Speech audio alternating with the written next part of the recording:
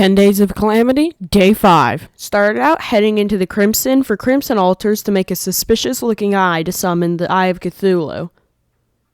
I didn't realize this at the time, but with Calamity, one has infinite uses and doesn't disappear from your inventory after you use it. So I crafted 2, which was kind of a waste, but they only cost a couple lenses.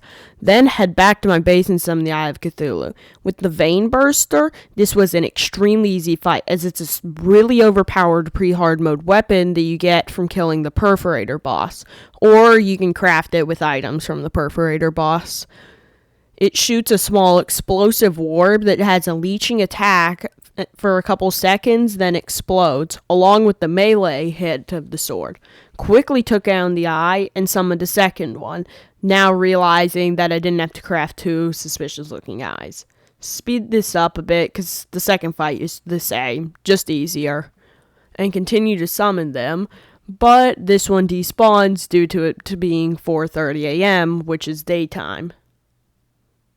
Didn't realize this at the time, though, so I went to sell the loot from this and the Perforator last episode to the merchant to make money, along with the slime staff that I didn't need.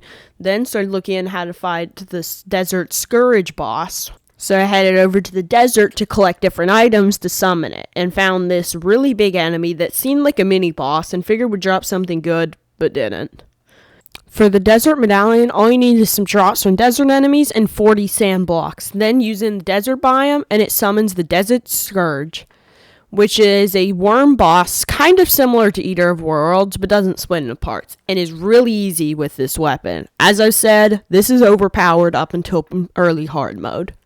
At this point, I logged off and came back the next day and collected some day blooms for my garden farm. And then went back to summon the boss again, just to practice fighting it more, as I hadn't played in a day. And it was even easier this time, so I decided to fight another one, because it's not that hard, and took this one out even faster. Head back to base and started digging out a place to put a storage system, but out of time this episode. If you want to see the rest of the storage system, come back tomorrow.